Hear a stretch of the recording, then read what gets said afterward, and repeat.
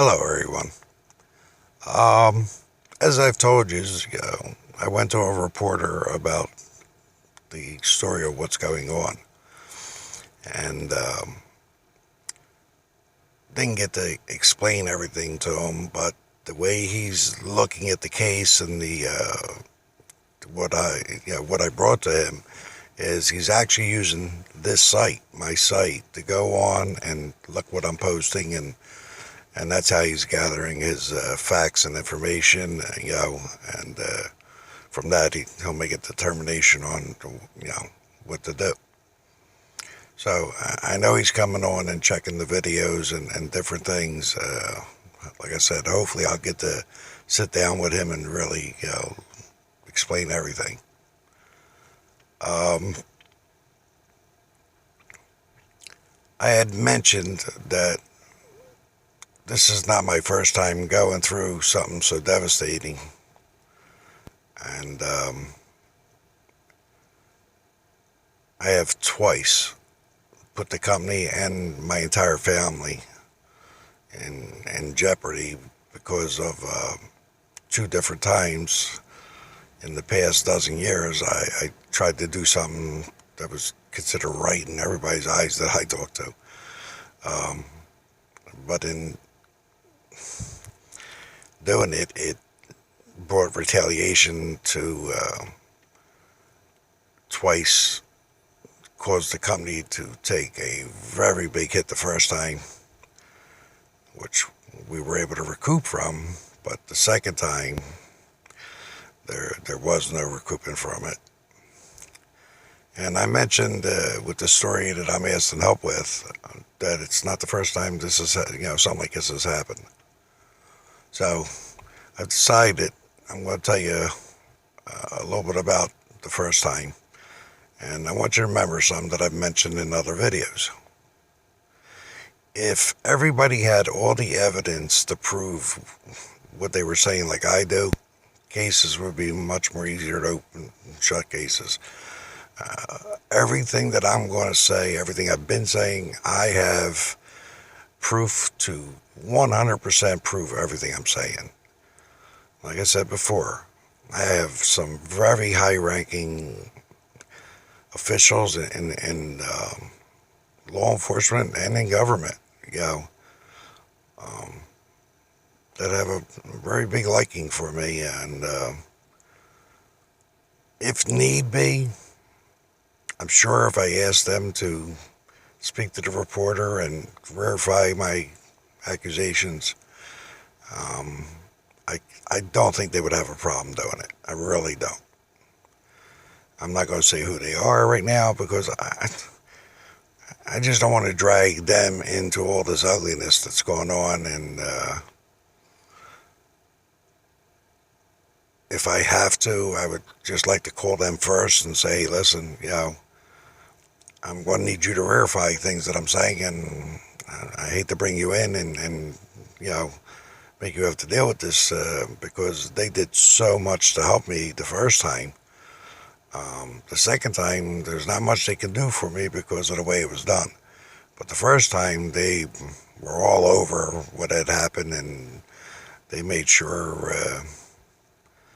they used their power to fight back for me. And since the reporter's using this site to try to gather his information, I want him to understand what had happened the first time to the company. So, like I said, what I've been going through is a little bit over a decade of unbelievable craziness. Um, thank God my shoulders are so broad and can hold a lot of weight. And as I've said in the other videos, sadly, not everybody can be as strong as everybody else. And some of my kids have taken some pretty big trauma and hits from this. Um, but basically, what it is I had something happen to me when I was 5 years old that I guess set me on a course in life. And when I was 5 years old, and like I said, I grew up in South Philadelphia, Pennsylvania. And when I was 5 years old, back then, people didn't even really worry about locking their doors. I mean, it was a really nice place to grow up. It really was. But when I was 5 years old, there was a party at my house because I remember, many uncles being there, aunts, and a lot of family members, and I went outside and I was playing on the front steps, and my family realized I wasn't out front no more and started looking around for me, and they couldn't find me. And at that time, I believe it was a brother-in-law, somebody that was married, somebody in my family, was a police lieutenant in the district where we lived. So my father contacted him and told him what was, they were looking for me and I was missing. And of course, he brought down a ton of cops and everything, and they were running around trying to find me. But little did they know, an adult had taken me from the steps and forced me to go around the corner.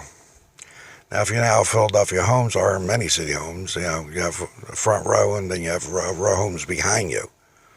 And your back of your house, the back of their houses, see each other. And in the middle, there is an alleyway. And oddly enough, this person who had took me drugged me up that alley. And crazy as it sounds, we winded up directly behind my yard door. The door that would lead from my yard to the alley is where we winded up, in the alley. I don't know if he was thinking about it or not, but that's where we winded up. And this person started doing unspeakable things that I'm not even going to go into what was going on. I really don't want to relive it that way, but this person was doing horrible things to me. And I was petrified because he told me if I screamed or did anything, he would kill my parents, so I didn't, I'm 5 years old, so this man, while he was doing unspeakable things, all of a sudden I just hear a voice say, "What the fuck?" And behind our house, the house is behind us, the second floor was turned into an apartment and had a balcony out in the back that they could sit on. And when I heard this person say this, I looked up and there was this monster of a guy. I mean,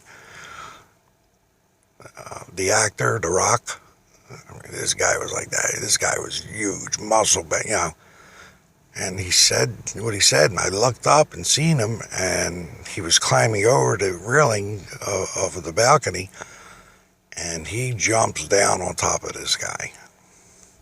Little did I know he was a police sergeant that was off duty, and he had just rented the place, and he came out back to do whatever, and he saw what was going on. So he jumps down on top of this guy, and when he does, they fall and they hit the gate that goes to my yard. And my house was filled with people, cops, and they heard the commotion, and I remember my father, the door flying open in the yard, and there was my father and just a whole gang of people and cops, and they recognized the cop that was there, and I was laying on the ground naked, and this cop that jumped down on him was beating the shit out of this guy. And now my family realizes what's going on, and my mother came out with a blanket and wrapped me up in a blanket and everything. And my father, my uncles, and these cops, oh boy, they just put a beating on this guy oh man, they really, really tuned this guy up bad. He deserved it. A week later, he actually was found dead. He OD'd on drugs or whatever, but a week later, he actually was found dead. And so for me, I found out, later in life, I was having some problems with some of the stuff. And I went to see psychiatrists about it and everything. And my entire life, I always wanted to be in law enforcement. I always wanted to be there to help the people that really need help and to take the bad guys down and take them off the street. And it was a calling I just felt my whole life from the time I was young. And when I started getting, a little bit older, um, we were friends with a lot of, high-ranking people and all.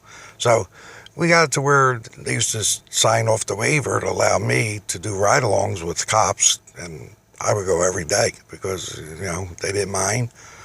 And after a while, I really got to the point where cops actually, wore the vest. I had a license to carry firearms, so I always had my gun on, and they gave me honorary ID and badge and stuff. So I was more or less deputized. So I started doing all these ride-alongs with all these cops and going out there. And after a while, they actually said, if I get in a situation, you're definitely somebody I would want there with me because I really learned well what to do. And as I got older, I ran into some other tragedies and problems, and I went to get, again, some professional help with it. And the psychiatrist said, what I have is what they call a hero complex, I believe they call it. Because I suffered something so bad, it gave me such a passion to help people that, so one of the best ways to do that was to get into law enforcement. But my family owned businesses, and, like I said in the other videos, we all come from, everybody pretty much is self-employed. And when I got old enough to go out to the work field and all, I kind of had a choice. Go into law enforcement, which was a passion that was just rival to nothing else, except drag racing maybe. But the problem was, I got married at a very young age. I was 17, she was 18. And no, she wasn't pregnant, and we had to get married. I met a girl at 17, and we fell in love, and I knew she was going to be the girl I was going to spend the rest of my life with. And my parents wouldn't sign off for me to get married because I was too young to do it myself. But we finally convinced them that I want to do this and this and that. And so anyway, we did. We got married. I was 17, she was 18. And I wanted a family right away, so we had 3 kids right away, 3 boys, one after the other. And, with a family and everything, working in law enforcement just would have never paid enough for me to do what I wanted to do. So I stayed with the family business and worked around law enforcement as much as I could, every way I could. Then in 2002, I had the propane and welding supply company, which was doing very well. I had a gun range up in the Northeast, a few blocks from the police academy. The gun range that I bought belonged to a retired detective. It was a very famous and well-known gun range, especially being so close to the police academy and him being a detective of 30 years. And I got friendly with the family, and he actually has, his son's a high-ranking detective with the homicide unit in Philadelphia. He still is. His son-in-law is also a detective in homicide. So his whole family was pure law enforcement, so we just really hit it off great. And I wound up buying the gun range from him, and he also had what's called a 235 school. 235 school is a course you have to take if you want to work in security or certain other things. You have to be 235 certified to do that. So we were a state-run school, and this school was really one of the close to the originals. Our school license number was 19.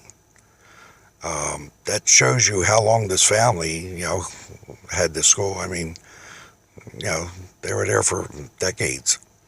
And so I bought the school, I bought the gun range and everything. And then I had opened up a car wash. And when I opened the car wash, I opened up one of the biggest car washes in Philadelphia. And everything was really going great, but everything was running so smooth that I had got an opportunity to go work in law enforcement finally, Philly, not just as a ride along or deputy. And I took the job. And I went to work for the FJD, which is First Judicial District of Pennsylvania. And I worked for their fugitive unit as a warrant officer. So I had met up with some of the other guys that were working on that unit, and we got really, really close, and we worked together as a team and, became good friends. And I was really concerned over something that was going on with the unit that wasn't right. And sadly, I was right, because we had 3 officers get shot. 1 died, and 2 were injured pretty badly to where I don't believe they ever went back to work. And when I was trying to get this problem taken care of, I went to the chief of the unit, and me and the chief got really close and really became friendly.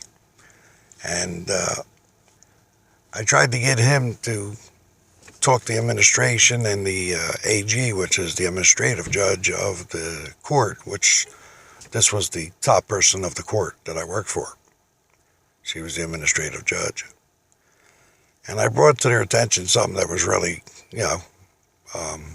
dangerous.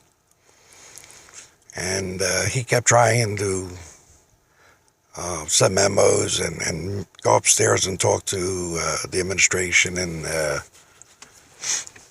it got to the point where, I went to him, I said, what's going on, Bill? And he said, I'm not even allowed to send any more memos or emails up there, and they don't want me coming up. They said, just go do your job and don't worry about that. That has nothing to do with you.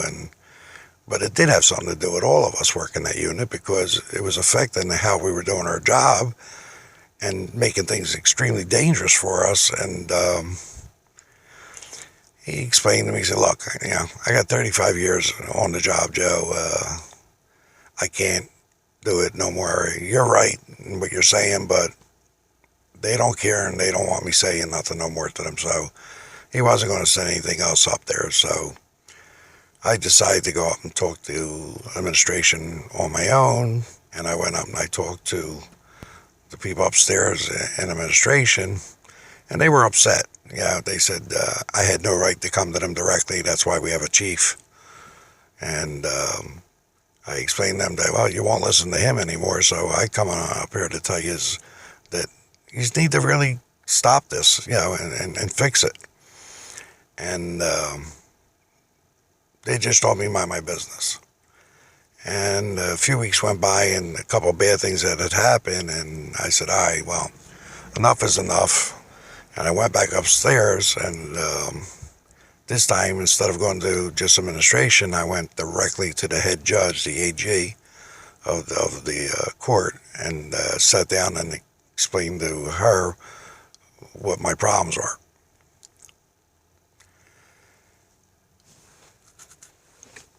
They had administration, after I talked to the judge, contact me and tell me I really had no right to do what I did. She was not happy with me coming up here talking to her. So if I didn't stop, they were going to fire everybody in the unit. and there was 12 of us on this team. And I explained to everybody, the work guys I worked with, they were aware of everything. They were the ones asking me to please go talk to them, since I was so friendly with the chief and everybody, and I knew a lot of people. They were asking me try to get this taken care of. For me personally, it didn't matter. And a lot of the guys I work with will admit that, will tell you this. The money I got paid to do this job, I was giving to them. I didn't need that money. I just loved what I was doing. I was helping many, many people. And I was finally getting to do something in a very strong way and helping. So I didn't do it for the money. My company was taking care of me financially. So I actually used to give my money to the other guys that I got really friendly with. And they were like, what do you? I said, I don't need this. You do. These people worked hard and struggled for, to make a living. And I would actually give them the money I would get paid. I told them, I don't need this money. You guys take it and do this, do that. And so when they told me that if this didn't stop, they were going to fire everybody, and I had told them that if they even attempted to do something like that, knowing how wrong this was, that I was going to go to the media with the story and tell the media what was going on, and then they can explain it to them. Well, I waited a little while to see what they were going to do, and they fired everybody. So after they fired everybody, I went back up there again, and I told the administration, okay, you made good on your threat. Now it's time for me to make good on mine. And that I was going to go to the media. The next day, well, I say the next day because there's so much going on, but very shortly after that, they raided my business.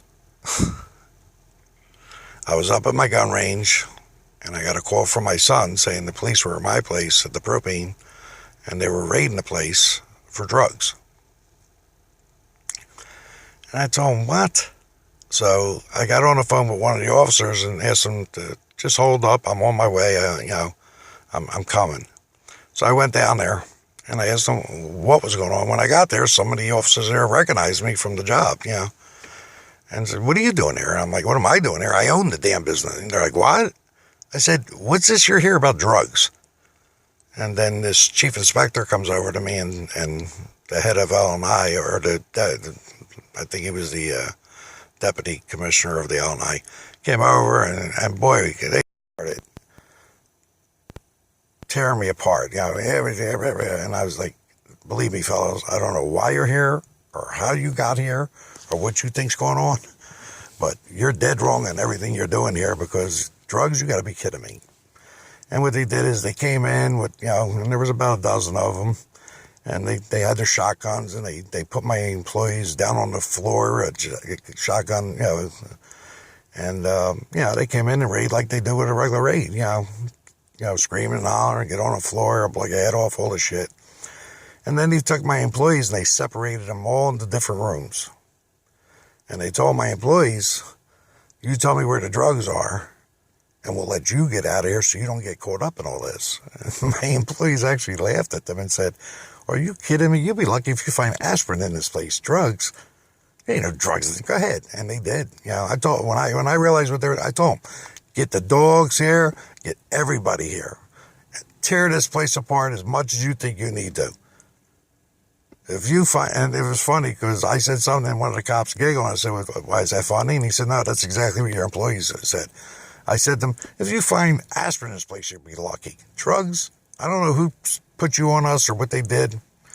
But anyway, it turns out the whole raid was a farce, because I called the commissioner and said, listen, your drug enforcement unit's here, and Chief Inspector so-and-so's here. And he's like, what? He said, okay, let me talk to them. And he talked to them. So I said to him, how do you even get a warrant with this nonsense? I don't understand. I said, I don't know why they would do this. I said, who sigged them on me? What the hell's going on? And I was actually dealing with the commissioner on this. And then I get a phone call. And the person tells me I have two choices. See, because people that know me know if you do something that's wrong to me, I will fight you to the ends of earth. Okay? But when they came in and raided the place, they arrested my son, who worked at the counter. And when they came in, pointing their shotguns at everybody, and my son told them, oh, wait a minute. I do have a gun on me. It's on my left-hand side in a holster. I have a license to carry, which he really didn't need to have when he was inside the business. You can carry a gun in your business. And they removed the gun from him and everything, and they arrested him. And I had said to them, wait a minute, if you think anything's going on wrong here, why are you arresting him? He works the counter. He's a counter person. I'm the owner. Arrest me. And they said, nah, we're arresting him. And I didn't understand it at the time. But then I received this phone call after speaking to the commissioner. And they said, I had two choices. I can either stop what I said I was going to do and not go to the media and create all this problem with this, and they would back off and let me go back to business, or I could continue and they would see that my son gets 20 years in jail one way or another. And what I didn't know at the time is when they took my son away, my son has suffered some very bad traumas in his life, and it's a shame. And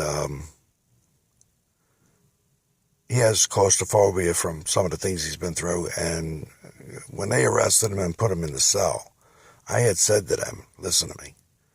I really want you to take me instead of him because this kid has claustrophobia. I said, and if he's in that cell, he's going to panic and everything. And they didn't care, so they still put him in. And they made it where I couldn't get him out for 4 days. And the 4 days he was there, they were telling him, oh, you're going to jail for 20 years. During the raid, they opened my safe, took all the money out. And there was 3 guns in the place that they confiscated. And the gun was registered to my son, and they said to him, oh, that's fully automatic and has a silencer. He said, for fully automatic, you got 20 years. For silencer, you got 20 years. He says, you're going to spend so much time in jail, you'll never see daylight. And they had my kid petrified. And when I found that out, I said to the inspector, do me a favor. That is not a fully automatic weapon, and that is not a silencer. That is a 100% legal firearms for him to have. I said, before you charge him with this kind of stuff, and he has to go through all this, and then, the more charges, the more it's going to cost me to fight this in court and do what I got to do. But while they had him down there, they said things to this kid that just made him petrified, and by the time I picked him up, he was a total wreck. He never recovered. He tried to get through life normal, but the kid just suffered some horrible things. And I said in one of the other videos, this kid needs real professional help, and he's just not getting it. But so I told the commissioner, he was actually going to bring in internal affairs. Sorry about that. And he also had a son who's an FBI agent. And he wanted to bring him in also in on this because I called him and told him, listen, I got contacted by somebody. I said, this whole thing's being done on purpose. And I said, I guess it's because I told them I was going to go to the media over the story with the warrant unit. I said, and I guess this is their way of stopping me from bringing the story out. And he said, okay, well, you know what? In fact, he was in my office a couple of times talking to me when I received phone calls from these people. Of course, they never said who they were, warning me of things. And he happened to be there while it was going on. So he wanted to bring internal affairs in and the FBI and everything and start trying to figure out who these people were and go after them. But they were smart because they didn't arrest me. They arrested my son. was I willing to take a chance and play around with my son's life? If it was me, like it is this time with this company he's now doing, if it's me, I'll fight you all the way. I ain't afraid of nothing. But I knew my son already had dealt with some horrible things, and he was really scared. He was, and I told him, I said, son, you're never going to go to jail. There's nothing wrong. We did nothing wrong here. When this gets in front of a judge, it'll be thrown out. But they had bullshitted him so much, they had him petrified. And of course, we finally did get to court with that, and the judge looked at it and said, what? Why is this case even in front of you? And he threw the case out, of course. And I had said to the commissioner, I need you not to do nothing. And he said, Joe, that's not the right way to do this. I said, well, here's my problem. I got a choice. I can agree to what these people want me to do and leave it alone, and they'll back off and allow me to go right back to business. They assure me my son will not go to jail for anything, and he didn't do anything wrong, but if you got the right people pushing, they'll still get you in jail.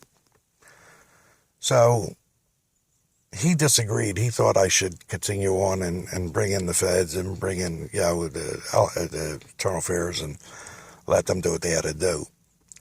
I mean, this was so crazy. I even got visited by Homeland Security saying they received a tip that I was about to do a terrorist attack with acetylene, that I had bought a large amount of acetylene, which was one of the gases I carry, and they believed I was going to use it for some type of terrorist attack. So Homeland Security came down to check my business and me and investigate us based on the tip, and when he came in telling me, I was like, first of all, look, you can call the company I deal with, they'll tell you there's been no such purchase. I've been buying the same gas I've been buying. I said, there's something going on. There's somebody out there trying to destroy me. They got a super amount of power. As time went on, I believe I found out who it is, but I'm not going to say because I don't know for 100%. And God forbid I put the wrong name out and this person starts having people going over asking them, what's this? I would never do that to an innocent person. So I'm just going to say that I'm 90% sure that I know exactly who pushed all this. But I explained to the commissioner, I'm just going to leave it alone. That way my son definitely, gets out and gets this done with, and I'll be able to go back to business. And like I say, he disagreed. He thought I should have stayed the other way, but I was faced with a decision of being annihilated financially. So it's like winning the battle but losing the war. So I convinced him to not do anything and leave it alone. And of course, they gave me my license for my business back and everything, and we went right back to doing business. My son went to court. The whole thing got thrown out. And 3 months later, a radio station was talking about the raid that happened at our place. And my son heard it on the radio that they were talking